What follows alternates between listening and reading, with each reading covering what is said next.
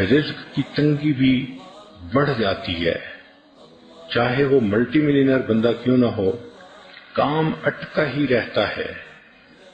پھر انسان کی ہیبت کم ہو جاتی ہے، دل سخت ہو جاتا ہے، عبادت کو دل نہیں چاہتا، پھر دل پریشان ہوتا ہے۔ آپ اس بات کا خود مشاہدہ کر لیں کہ جتنی لڑکیاں روگ پال لیتی ہیں ان کو راتوں کو نیند نہیں آتی، کبھی 1 بجے میسج آ رہا ہے، کبھی 2 بجے میسج جا رہا ہے، ساری رات جاگ کے گزار دیتی ہیں۔ جس گناہ نے دنیا میں سکون چھین لیا، سوچیں آخرت میں سکون کیسے ملے گا۔ پھر پریشان ہو کے خود کہتی ہیں اس جینے سے تو مر جانا اچھا تھا، اب تو گھبرا کے یہ کہتے ہیں کہ مر جائیں گے، مر کے بھی چین نہ پایا تو کدھر جائیں گے۔ اس لیے زنا کے بارے میں 2-3 باتیں بہت اہم ہیں۔ پہلی بات کہ حدیث مبارکہ سے پتہ چلتا ہے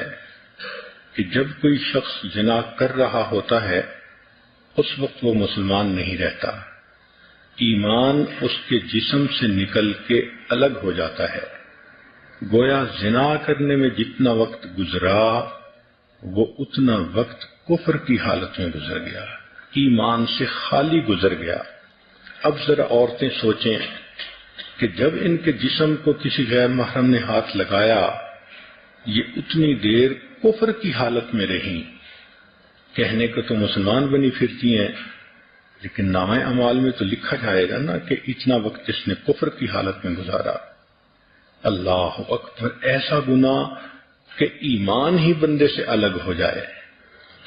پھر یہ اتنا بڑا گناہ ہے۔ حدیث پاک میں آتا ہے کہ جو انسان زنا کرے حتیٰ کہ بڑھاپے کی عمر کو پہنچ جائے، اس پر 7 آسمان اور 7 زمینیں لعنت برساتی ہیں۔ ایسے بندے کو قیامت کے دن اللہ تعالیٰ آنکھ اٹھا کر نہیں دیکھیں گے، تو غیر کو محبت کی نظروں سے دیکھتا تھا، آج میں تیرے چہرے کو محبت کی نظر سے نہیں دیکھوں گا۔ یہ کتنی بڑی محرومی ہے کہ اللہ تعالیٰ اس شخص کے چہرے کو ہی دیکھنا پسند نہ کرے۔ علامہ مناوی رحمۃ اللہ علیہ کے دادا کہتے تھے کہ جو شخص زنا کا مرتکب ہوتا ہے اس کے چہرے کی ظلمت اہل باطن دیکھتے ہیں، جب قریب وہ آتا ہے تو اس کے جسم سے بدبو آتی ہے، جب وہ نہاتا ہے تو پانی کے اندر زنا کا گناہ دھل رہا ہوتا ہے، پانی دیکھ کر وہ بتا سکتے ہیں۔ امام اعظم حنیفہ رحمۃ اللہ علیہ کا واقعہ ہے، ایک نوجوان کو نہاتے دیکھ کر انہوں نے دیکھ لیا کہ یہ زنا کا مرتکب ہوا ہے۔ ابن عساکر نے ایک حدیث نقل کی ہے، المقیم علی الزنا کعابد وثن، کہ جو زنا کے اوپر مقیم ہوتا ہے وہ بت پرست کی مانند ہوتا ہے۔ اس کا مطلب یہ کہ اگر کسی لڑکی نے کسی لڑکے کے ساتھ 2 سال افیئر رکھے تو اللہ کے ہاں یہ 2 سال بت پرست رہی، اس کا نام مومنوں کی فہرست میں نہیں ہوگا، اس کا نام بت پرستوں کی فہرست میں ہوگا۔ آج سوچئے ہم بت پرستوں کی باتیں پڑھتے ہیں تو کہتے ہیں یہ ایمان سے محروم تھے، ایسا تو نہیں کہیں ہمارا نام ہی بت پرستوں میں لکھ دیا گیا ہو۔ اس لیے عورتیں اس پوائنٹ کو خوب اچھی طرح سمجھیں کہ یہ زنا کا گناہ ایمان سے محروم کرتا ہے، زنا کا گناہ انسان کو اللہ کے دفتر میں بت پرستوں کی فہرست میں شامل کرتا ہے۔ یہ جو ہوتا ہے نا کسی کو محبت سے چاہنا، ہر وقت اس کا دھیان رہنا، تو میرا دین ایمان سجنا، تو اللہ تعالیٰ پھر بندے کا نام ایمانداروں کی فہرست سے نکال دیتے ہیں۔ تو کتنی عجیب بات ہے کہ جس عورت کا افیئر 5 سال کسی کے ساتھ رہا، وہ 5 سال اللہ کے کاغذوں میں بت پرست بن کر رہی، وہ شرک کرتی رہی، وہ مومنہ نہیں تھی، وہ مشرکہ تھی۔ سوچئے یہ کتنا بڑا گناہ ہے۔ پھر اس کی سزا آخرت میں اتنی زیادہ کہ پڑھ کے کانپتا ہے بندہ۔ ان میں سے ایک سزا یہ ہے کہ جو زانیہ عورت ہوگی